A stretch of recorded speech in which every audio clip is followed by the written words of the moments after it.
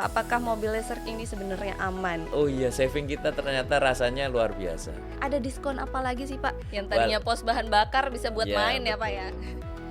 Halo Elektrizen, selamat datang di JayaCast, podcast PLN Unit Induk Distribusi Jakarta Raya yang akan membahas tentang segala hal terkait ketenaga listrikan. Bersama saya Ata, kali ini kita akan membahas tentang transportasi masa depan yang tentu saja terkait dengan ketenaga listrikan, yaitu mobil listrik. Banyak sekali pertanyaan, keraguan, dan juga isu yang beredar tentang mobil listrik. Nah, tentu saja untuk membahas hal itu dan meluruskan mungkin isu-isu yang beredar di masyarakat, kita bisa bertanya langsung dan membahas lebih dalam mengenai mobil listrik bersama dengan pakar yang sudah hadir pada kali ini. Narasumber kali ini sudah hadir di tengah-tengah kita, ada manajer PLN UP3 Ciracas, Bapak Anton Suprapto Adi. Selamat pagi Bapak Anton. Selamat pagi Mbak Ata. Baik, apa kabarnya Bapak? Sehat hari ini? Baik, Keren alhamdulillah sekali ya, sehat. luar biasa. Baik, terima kasih Bapak sudah menyempatkan hadir di podcast JayaCast kali ini. Dan juga sebelum kita membahas lebih lanjut nih Pak tentang keingintahuan Elektrizen tentang mobil listrik, boleh nggak sih Pak kita bahas dulu nih beda mendasarnya antara mobil konvensional atau mobil BBM dengan mobil listrik itu perbedaannya apa sih Pak? Oke, Elektrisian ya kita mengenal kendaraan itu dari sumber bahannya atau sumber energinya dan sumber penggeraknya. Jadi kalau kita mengenal yang konvensional itu kan internal combustion engine atau berbahan bakar baik itu bensin ataupun diesel tentunya adalah dengan mesin yang dari sumber energi fosil yang kemudian akan menggerakkan dan kemudian menghasilkan tenaga gerak dari pembakaran energi fosil tersebut. Kemudian kita mengenal juga saat ini yang luar biasa adalah ada kendaraan berbasis baterai listrik. Artinya kendaraan ini berbasisnya baterai. Jadi sumber energinya berdasarkan dari baterai. Dan baterai itu yang kemudian akan menggerakkan sistem penggerak dan kemudian menjadi sumber bergeraknya kendaraan listrik. Kita juga sekarang mengenal di saat ini kan muncul juga ada kendaraan hybrid. Ada juga hybrid, plug-in hybrid, di mana perbedaannya yang tentunya kalau hybrid itu berarti integrated, tetapi kalau plug-in hybrid itu akan berbeda antara bisa otonom baik itu dari sisi bahan bakarnya yang biasa konvensional ataupun yang listriknya. Oke, berarti sebenarnya selain mobil BBM, ada mobil listrik juga ada mobil yang hybrid ya Pak. Kalau hybrid itu berarti dia ada pakai BBM juga, tapi juga pakai baterai juga gitu ya Pak ya? Ya, jenis hybridnya kan ada HEV atau hybrid electric vehicle ataupun yang plug-in hybrid EV. Jadi kita mengenal perbedaannya, yaitu beberapa jenis. Jadi memang ada 3 jenis kendaraan yang sekarang beredar di masyarakat ya masyarakat, Pak. gitu. Oke, baik Pak. Tapi mungkin kalau kita kembali lagi nih Pak, perbedaan EV atau mobil listrik dengan mobil BBM, ada nggak sih Pak selain dari bahan bakarnya, perbedaan lain yang biasanya akan dirasakan oleh masyarakat jika menggunakan mobil listrik itu apa aja Pak? Atau misalnya mungkin kadang-kadang kalau pakai motor listrik kan ya Pak, itu nggak ada suaranya nih karena nggak ada knalpotnya gitu. Nah kalau mobil listrik apakah sama atau mungkin sama-sama senyap juga gimana gitu Pak? Pasti kalau kita menggunakan mobil konvensional kan pasti getaran dari mesinnya ada, kemudian feel driving experience-nya juga beda. Ada orang yang sangat kental dengan kalau nggak ngerasakan torsinya itu bukan naik mobil. Kalau sudah pakai kendaraan listrik pasti berbeda. Karena orang menggunakan kendaraan listrik pasti merasakan senyap. Senyap di dalam dan senyap di luar. Itu senyap di dalam itu berarti kan tidak mengetahui atau tidak merasakan getarannya. Nggak ada suara karena nggak mesinnya ada gitu ya Pak ya? suara mesinnya nggak ada. Kemudian di luar juga rasanya senyap. Kita pun lewat seperti kadang-kadang kaget ini mobil atau apa gitu kan lewat, atau motor listrik juga lewat. Nah itu yang merasakan perbedaannya, sehingga pasti ada rasa berbeda driving experience, termasuk torsinya ya. Ada kalau pakai mobil listrik itu kan instan torsinya ya Mbak ya, pasti akan feel-nya berbeda. Termasuk katanya ini bebas ganjil genap gitu ya Pak ya? Ya pasti perbedaan berikutnya ya salah satunya yang terasa di plat kendaraan ini kan warnanya ada clear biru. Clear biru ini luar biasa karena kalau di kota Jakarta kan mengenal ganjil genap. Dan kita nggak perlu ada istilahnya gonta-ganti mobil, mindahin barang-barang di mobil sehingga ya satu mobil bisa digunakan untuk daily activity. Untuk Gitu. setiap hari ya Pak, Iya. nggak perlu ganti-ganti plat nomor. Salah ya, ganti-ganti mobil dengan plat nomor yang berbeda. Oke, baik Pak. Kita mulai bahas tentang isu-isu yang beredar. Oke. Bener nggak sih kalau sebenarnya mobil listrik ini lebih ramah lingkungan dibandingkan dengan mobil BBM? Oke Mbak, jadi sebenarnya dua-duanya mempunyai emisi, tetapi ada perbedaan jenis emisi. Kalau kendaraan konvensional atau internal combustion itu kan mengenal tailpipe emission ya Mbak ya. Jadi emisi langsung yang dihasilkan dari pembakaran bahan bakar dan kemudian digerakkan karena ada knalpot yang keluar. Dan disitulah muncul yang CO2, NOx dan sebagainya yang juga langsung akan menjadi emisi yang terasa. Kemudian kalau mobil listrik mungkin pada saat operasionalnya tidak mengenal emisi karena dia zero emission. Tetapi kalau mobil listrik ataupun EV itu mengenal adalah life cycle emission atau wheel to wheel-nya karena yang dikenal di proses membangun EV itu kan dari production baterainya. Nah, ini yang kemudian ada emisi langsung dan tidak langsung. Jadi kalau pakai mobil konvensional tuh merasakan emisi langsung. Kalau baunya pakai bensin seperti apa, baunya diesel seperti apa juga akan muncul bau juga. Bahkan ketika manasin mobil aja baunya kerasa pasti berbeda. Nah itu karbon monoksida pada saat bahaya pada saat ketiduran, nah itu kalau listrik berbeda. Nah inilah pilihan emisinya. Ya kalau perhitungannya ya seperti perhitungan emisi yang kita kalau untuk 1 liter bahan bakar itu akan menghasilkan 2,4 kilogram CO2. Kalau menggunakan ya 1 liter itu kan setara dengan 1,2 kWh. 1,2 kWh bisa menghasilkan 50%-nya ya sekitar 1 kilogram CO2. Sehingga memang tidak menghilangkan saat ini memang tidak menghilangkan tetapi mengurangi emisi. Kenapa? Karena memang ada emisi juga yang dihasilkan dari bagaimana kita mensupport charging listriknya yang dari pembangkit. Oke, baik Pak. Berarti isu tentang yang ramah lingkungan itu berarti memang benar adanya ya. Kalau kita menggunakan kendaraan EV atau mungkin kendaraan yang berbasis listrik itu emisinya akan jauh lebih berkurang dibandingkan dengan kendaraan yang berbasis BBM. Baik Pak, selanjutnya ada selentingan atau isu-isu yang bilang bahwa bahan baku baterai itu diambil dari tambang-tambang yang tidak bisa dipertanggungjawabkan. Ya. Gimana tanggapan dari Bapak sendiri, Pak? Kalau tadi disampaikan ini diambil dari bahan tambang. Lalu ada isu berikutnya adalah baterai itu akan menjadi sampah. Kapan kemudian akan menumpuknya? Semakin banyak EV akan banyak sampah. Tetapi banyak juga yang sekarang menuju ke recycle baterai. Ini yang akan terus dikembangkan juga. Seperti handphone ya Pak, sekarang kayaknya sudah mulai banyak handphone recycle ya Pak, dan itu tentu saja performanya juga tetap nggak kalah dengan handphone yang tidak recycle. Dan juga tentu saja kalau kita bahas tentang baterai, produsen-produsen mobil listrik itu juga pasti sudah memahami ya Pak, bahan baku dari baterai itu sendiri asalnya dari mana. Ya. Makanya yang sekarang kalau bicara tentang EV atau electric vehicle atau kalau para pecinta green environment, pencinta lingkungan, anak-anak muda sudah mulai berperan. Saya mau ngambil EV atau nunggu teknologi yang lain. Kalau sekarang mau mengurangi emisi menggunakan EV, jenisnya banyak, variannya banyak.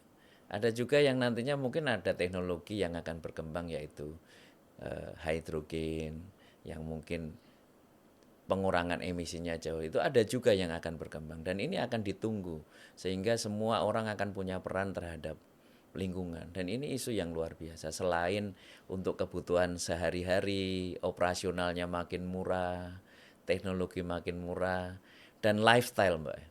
Apa namanya? Ciri orang, oh saya memulai hal baru.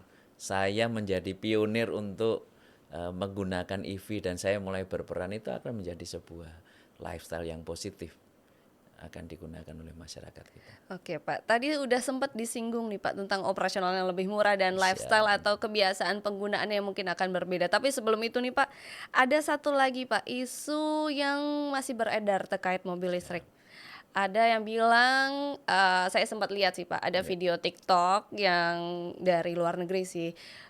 Dia itu menggunakan mobil listrik, beralih nih dari mobil BBM ke mobil listrik. Tapi sejak beralih ke mobil listrik, dia mulai sering mengeluh pusing dan lain sebagainya, dan itu hilang ketika dia kembali lagi ke mobil BBM. Nah, dia menyinggung ini terkait dengan radiasi yang dipancarkan oleh mobil listrik. Nah, sebenarnya bagaimana sih Pak? Apakah mobil listrik ini sebenarnya aman untuk digunakan masyarakat? Ya, salah satunya memang semua peralatan elektronik ataupun peralatan yang muncul itu dari proses yang berbasis elektronik itu akan menghasilkan radiasi elektromagnetik, pasti ada. Tetapi kadarnya seperti apa? Ya, kalau mobil listrik diproduksi didudukin oleh misalkan terisi 4 orang ataupun 7 orang, itu sudah dengan studi yang bagaimana ada di dalam kadar yang tetap teruji, yang memang tetap dalam kadarnya sehingga tetap berpengaruh. Seperti handphone juga kan menghasilkan juga radiasi elektromagnetik, tetapi bagaimana tetap layak digunakan oleh manusia sehingga bisa dalam daily activity-nya juga tidak terpengaruh. Berarti basically sebenarnya semua peralatan elektronik itu Pasti pasti ada ada, radiasinya ya. ya Pak. Cuma kalau sudah beredar di masyarakat itu berarti standarnya sudah standar keamanannya itu pasti sudah Ya, dipatuhi ya Pak ya. pasti. Berarti termasuk alat elektronik yang ada di mobil BBM juga ya Pak? Ya, sama juga. Semua peralatan berbasis elektronik akan menghasilkan radiasi elektromagnetik. Tinggal kadarnya seberapa yang digunakan.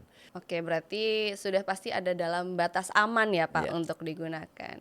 Oke Pak, kita beralih ke yang tadi sudah disinggung nih Pak tentang biaya operasional yang lebih murah dan juga tentang lifestyle yang ya, mungkin akan berubah. Tapi sebelum itu ada survei menarik nih Pak ya. dari Good Stats yang dirilis pada Oktober 2024. Nah, dari survei tersebut menunjukkan bahwa beberapa alasan utama masyarakat masih enggan atau belum mau beralih ke mobil listrik, antara lain adalah yang pertama, mobil listrik masih dianggap barang yang mewah, masih dianggap mahal ya Pak. Dan kemudian ada kekhawatiran tentang jarak tempuh nih, apalagi kalau misalnya mau jarak jauh, misalnya dari Jakarta ke Bali misalnya. Nah, kemudian ada juga adalah masih ada keraguan-keraguan tentang infrastruktur atau ekosistem yang akan mendukung mobil listrik itu sendiri. Nah, kalau dari 3 alasan tersebut ini gimana sih Pak tanggapan Bapak? Pilihan terhadap EV tadi memang biaya operasionalnya sangat terasa. Misalkan ya, Mbak, mobil 1 liter 10 itu BBM-nya kurang lebih sekitar 14.000 ya. Gitu. Kalau 12 pakai atau 14 12 ribu atau gitu sampai ya Pak? 14.000. Tapi kalau kemudian pakai kendaraan listrik itu kan misalkan isi yang 50 kWh sampai dengan 500. Berarti adalah 1 kWh-nya kurang lebih sekitar satu kWh atau 50 kWh dipakai untuk 10 kilo juga. Nah, 1 kWh-nya itu adalah kalau kita charging di rumah ya 1.600 sekian. Kalau kena diskon 30% yang charging malamnya lebih murah. Kalau di SPKLU mungkin harganya sedikit berbeda, 2.500. Artinya mungkin seperempatnya.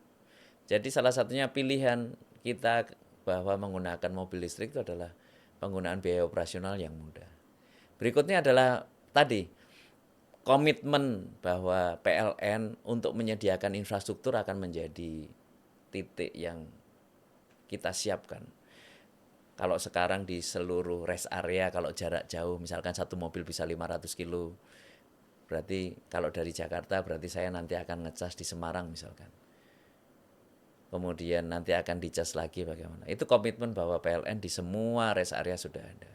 Kemudian akan digunakan juga, akan merasakan driving experience dan customer experience. Bagaimana seamlessnya menggunakan aplikasi PLN Mobile untuk charging. Mana yang terdekat dicarinya. Bahkan kalau emergensinya pun sebenarnya mobil listrik itu kan di dalamnya dibawakan travel charging yang bisa dicas bahkan di rumah, di villa dan sebagainya. Jadi sebenarnya sangat mudah dimanapun. Hanya kita harus mempersiapkan, kalau pakai EV itu kan mempersiapkan, tidak seperti BBM mungkin mepet masih bisa, tapi kalau EV nanti kira-kira prepare berapa. Nah itu yang akan mungkin sedikit berbeda ketika kita menggunakan EV. Tetapi sebenarnya anytime, anywhere, ya infrastruktur SPKLU disiapkan, home charging kita juga PLN support kan, kalau SPKLU berarti untuk umum, pakai aplikasi PLN Mobile seamlessnya. Kalau di rumah pakai home charging, kalau nggak ada home chargingnya, berarti kita pakai travel chargernya dimanapun. Sangat mudah. Gitu. Oke Pak, saya sedikit tertarik nih Pak, Ya. sebagai salah satu kaum mendang-mending nih ya. Ya. Mungkin elektrisen yang lain yang masih kaum mendang-mending juga masih penasaran nih Pak, seberapa hemat sih Pak operasional mobil listrik dibandingkan dengan mobil BBM. Kan kalau kita tahu nih pajak mobil BBM lumayan juga ya Pak ya. Terus juga kalau untuk perawatannya, ganti oli transmisi, ganti oli yang rutin, terus servis berkala, itu kan seenggaknya setiap kali servis minimal lah ada 1 juta, 2 juta, atau malah mungkin 5 juta gitu sekali servis. Nah, kalau mobil listrik sendiri gimana nih Pak? Ya kan kita mengenal cowok modis dan cewek modis ya, modal diskon. Saya banget itu Pak, modal diskon. Jadi judulnya adalah salah satu perhitungan menggunakan kendaraan adalah, apalagi di kota besar, adalah biaya operasional. Dimulai dari tadi Mbak, bagaimana kita bisa ngirit dari BBM-nya. Kalau BBM itu tadi kan 1:10, kemudian kita bandingin tadi hampir seperempatnya kita hitung. Penggunaan BBM saja. Jadi kalau misalkan penggunaan seminggu harus ngisi sekian, seperempatnya. Misalnya biasa yang ngisi Biasanya, 200.000 buat 2 hari gitu ya Pak. Ya. Ini bisa mungkin cuma sekitar 50.000 buat 2 hari gitu ya Pak ya. Ya, itu pengalaman saya seperti misalkan seminggu saya ngisi 600.000 sekali penuh mobil. Terus kemudian ternyata 500 kilo 1 minggu itu cuma 150.000. Ya, itu sangat luar biasa. Itu dari penggunaan BBM. Yang kedua, pemerintah memberikan stimulus untuk bagaimana kita pajak ya Mbak ya. Pajaknya sangat terasa. Mungkin sekian persennya, jauh lebih murah. Terus kemudian tadi clear biru tadi ya. Kita akan plat clear biru itu kan bebas ganjil genap. Kita sangat efisien karena kita hanya butuh dengan 1 mobil kan. Betul. Kalau ganjil genap, kalau ganjil saya pakai mobil ini, kalau genap pakai mobil ini. Kalau sehingga nanti kita akan semakin harus punya tinggi biaya 2 perawatan mobil. juga ya Pak. Terus kemudian dari sisi tadi penggerak. Kalau mobil konvensional kan memelihara mesin konvensionalnya, ICE-nya atau internal combustion engine-nya. Tetapi kalau yang ini kan adalah bagaimana digerakkan jauh lebih efisien dengan dinamo, dengan mesin penggeraknya, dan itu jauh lebih mudah. Mungkin lebih cepat juga cara-cara. Sehingga kita akan mengenal biaya perawatannya juga jauh lebih murah. Ya memang ada tadi kalau secara harga dengan harga saat ini itu sangat kompetitif. Mungkin kalau LCGC ya Mbak ya, bandingkan antara mobil konvensional dengan mobil yang sekarang untuk entry levelnya EV, itu sudah sangat terasa. Sudah harganya ya kompetitif. Di kelas MPV, di kelas SUV, ataupun yang premium pun masing-masing punya pilihan. Ya tinggal tadi orang akan merasakan feel driving experience-nya, teknologi experience-nya, plus dengan kalau kita sambut dari PLN adalah customer experience-nya. Gitu Mbak. Oke Pak, menarik banget ya Pak. Berarti sekarang tuh sudah lebih banyak pilihan untuk mobil listrik sendiri ya. Soalnya saya ingetnya nih di tahun 2019 atau 2020 awal ketika awal-awal banget mobil listrik masuk itu harganya kayaknya masih ada di 1 M atau paling murah 700 juta gitu. Tapi kayaknya sekarang yang 100 jutaan aja udah ada. Jadi head to head banget sama LCGC ya Pak Iya. harganya. Jadi Jadi buat kaum mendang-mending ini udah bisa masuk nih Pak beli mobil listrik, bukan barang mewah lagi berarti ya iya. Pak. Jadi artinya tadi Mbak, kalau EV yang entry level untuk keluarga muda yang mungkin baru anak 1 atau 2 menggunakan yang entry level, sama dengan LCGC. Terus kemudian kalau yang MPV keluarganya lebih besar gitu kan. Kemudian atau yang kelas SUV dan premiumnya masing-masing punya pilihan. Atau orang sudah bisa memilih bahwa seperti KRL, LRT, MRT itu semuanya sudah berbasis listrik. Kita support. Bahkan kemudian seperti Transjakarta kita juga support karena sudah beberapa armadanya atau bahkan berapa persennya sudah menggunakan berbasis EV. Berarti buat kaum mendang-mending kalau misalnya Iya, belum ada rezekinya beli mobil yang entry level, mobil iya. listrik masih bisa berkontribusi ya Pak dengan Berkontribusi. menggunakan kendaraan massal yang Iya, berbasis listrik gitu ya Pak yes, ya. betul, Mbak. Oke baik Pak. Terus tadi kita juga sudah bahas sedikit nih Pak tentang kekhawatiran masyarakat terkait jarak tempuh dari mobil itu sendiri. Berarti sebenarnya tinggal kita membiasakan diri aja ya Pak. Kita mengetahui kendaraan yang kita bawa itu jarak tempuhnya berapa, lalu kita tinggal merencanakan mau ngecas di mana kayak gitu Iya, ya Pak kalau mau jarak jauh. Atau mungkin kalau mau lebih mudah lagi Pak, sebetulnya gimana sih Pak cara merencanakan perjalanan itu? ya. Mau ngecek mungkin charging stationnya ada di mana aja kayak itu gimana tuh Pak? Jangan khawatir, PLN akan terus berproses untuk menyiapkan infrastrukturnya. Termasuk juga adalah kalau orang mau pergi keluar tadi menggunakan PLN Mobile dan SPKLU yang tersedia, ada triplannya. Kita juga membaca mengenai customer behavior, Mbak. Customer behavior kita kalau misalkan dari rumah ke kantor jaraknya misalkan 50 kilo sehari, kemudian PP 100 kilo, itu dia sudah mengetahui, saya kemampuan mobil saya itu 500 kilo, berarti saya 5 hari sekali mau ngecas di mana sih? Customer behaviornya, oh saya mau dibawa pulang, saya tinggal tidur penuh. Kita ada home charging service kita yang kemudian mengecas dan ada diskon 30% kalau ngecas jam 22 sampai jam 5. Tetapi ada juga yang, oh saya ngecasnya nanti di SPKLU sih.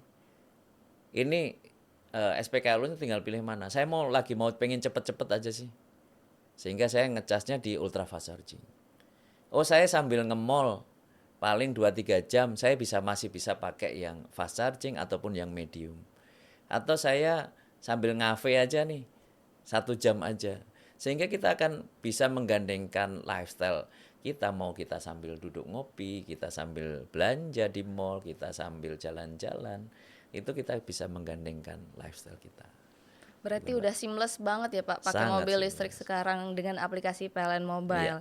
Nah, aplikasinya ini bisa di-download nih Electrizen di Google Play Store dan juga Apple App Store. Tinggal download. Nah, nanti di situ ada menu SPKLU ya Pak, betul iya, ya? ada Nanti kita EV-nya. bisa lihat SPKLU terdekat ada di mana dan juga jumlah SPKLU yang tersedia ya Pak ya. Berarti sebetulnya pada dasarnya kita udah nggak perlu khawatir lagi Yes, terkait jarak tempuh ya Pak. Karena ya, sebenarnya infrastruktur dari PLN sendiri sudah siap untuk mendukung ekosistem mobil betul. listrik ini gitu ya Pak ya. Nah, tapi dari tadi nih Pak, kita udah dengar diskon tarif 30% untuk home charging. Terus ada diskon apa lagi sih Pak untuk pengguna mobil listrik yang mungkin bisa bikin kita nih tertarik untuk beralih ke mobil listrik gitu Pak? Ya, jadi kita sampaikan tadi Mbak, bahwa kalau orang beli mobil listrik itu package-nya kan akan mendapatkan home charging. Dan kita bekerja sama dengan para produsen kendaraan itu adalah bagaimana PLN mensupport home charging service-nya. Sehingga kita pun juga mensupport dengan penyambungan baru home charging service yang kita berikan diskon 50% dari penyambungan baru rumah. Dan itu adalah penyambungannya berbeda. Kenapa berbeda? Karena penggunaan konsumsi di rumah menggunakan jalur listrik ataupun kWh meter yang terukur untuk penggunaan rumah tangga ataupun bisnis dibandingkan dengan untuk kebutuhan EV, charging EV kan berbeda. Salah satunya adalah charging EV itu kan mendapatkan diskon tadi 30% untuk home charging di rumah.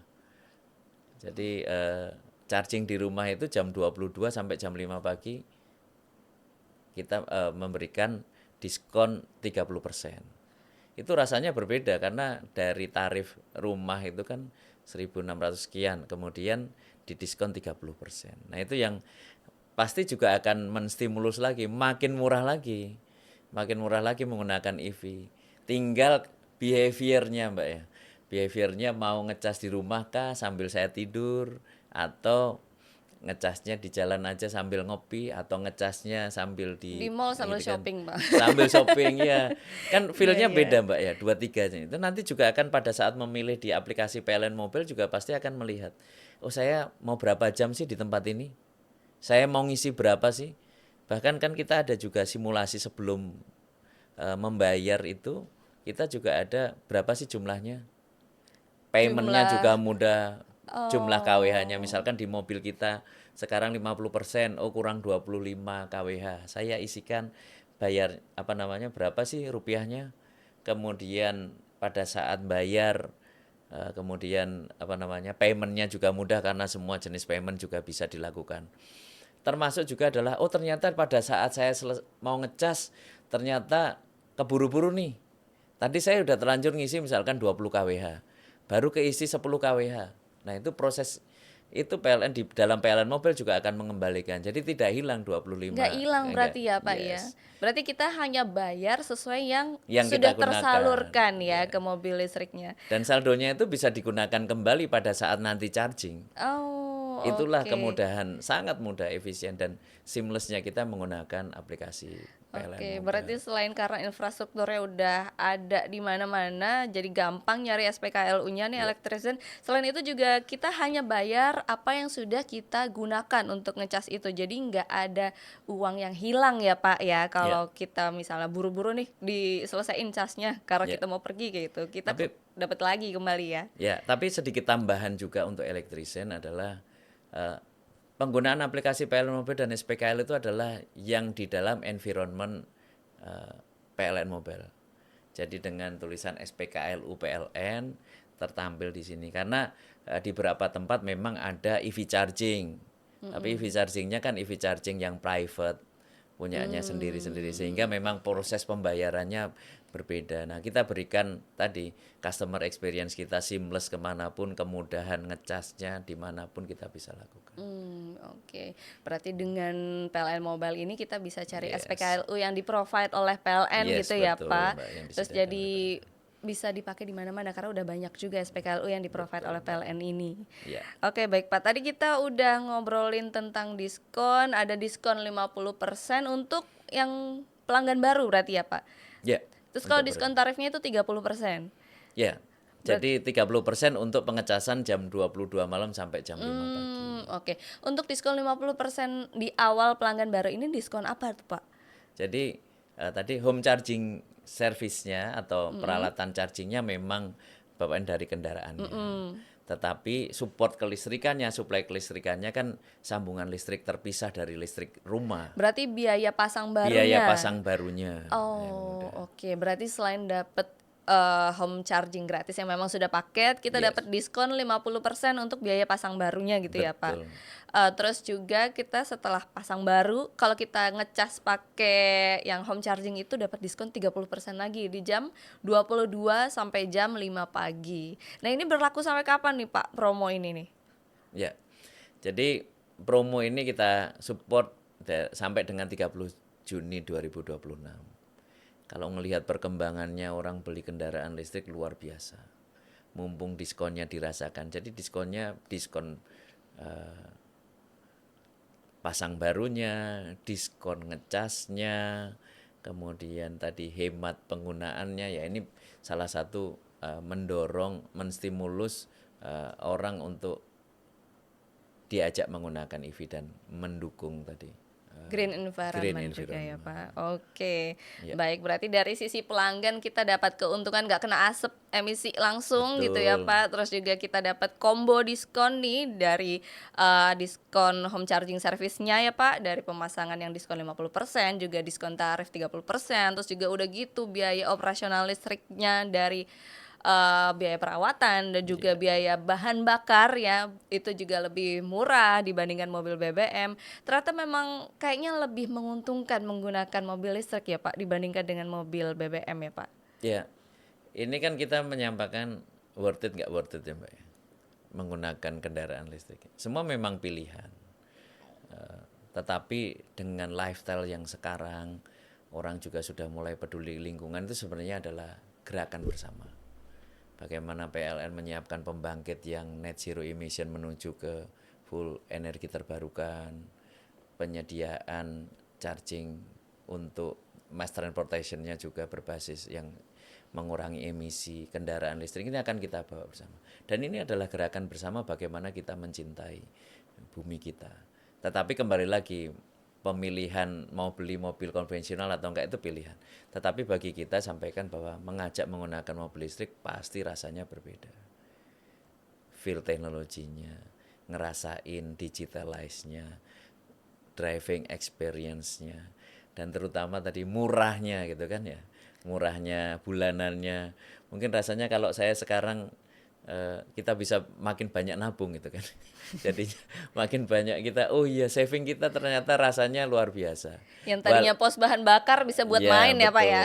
Walaupun ada stigma juga bahwa oh kalau nanti baterainya rusak seperti apa, itu kan ada juga jaminan dari produsennya. Oke, Sekian tahun baik. gitu. Berarti yang tadi poin paling penting nih buat ibu-ibu modal diskon kayak saya adalah biaya operasional yang murah. Betul. Terus juga sebagai anak muda yang peduli lingkungan Peduli juga ternyata mobil listrik ini lebih ramah lingkungan dan juga aman, tidak ada radiasi, dan juga dari PLN sendiri sudah berkomitmen untuk menyediakan suplai listrik yang lebih ramah lingkungan lagi ke depannya dan juga menyediakan infrastruktur atau ekosistem electric vehicle yang lebih terintegrasi lagi. Betul. Terutama melalui aplikasi PLN Mobile. Nah, Betul. Electrician jangan lupa download nih aplikasi PLN Mobile-nya.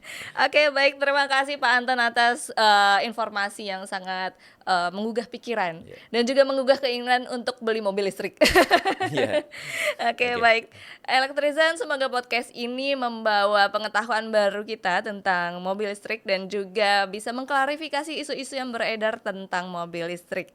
Nah, karena ternyata nih buat Electrician yang mau beli mobil listrik nggak perlu ragu lagi karena isu-isu tentang baterai itu, tentang radiasi itu ternyata semua ini tidak sepenuhnya betul. Dan apalagi PLN semakin berkomitmen untuk menyediakan suplai listrik yang lebih ramah lingkungan dan juga menyediakan ekosistem mobil listrik yang lebih terintegrasi dan apalagi melalui aplikasi PLN Mobile. Baik Electrician, sekian podcast Jaya Cash kali ini yang membahas tentang mobil listrik. Nantikan kembali podcast Jaya Cash episode selanjutnya. Saya Atta pamit undur diri. Selamat siang dan wassalamualaikum warahmatullahi wabarakatuh. Waalaikumsalam.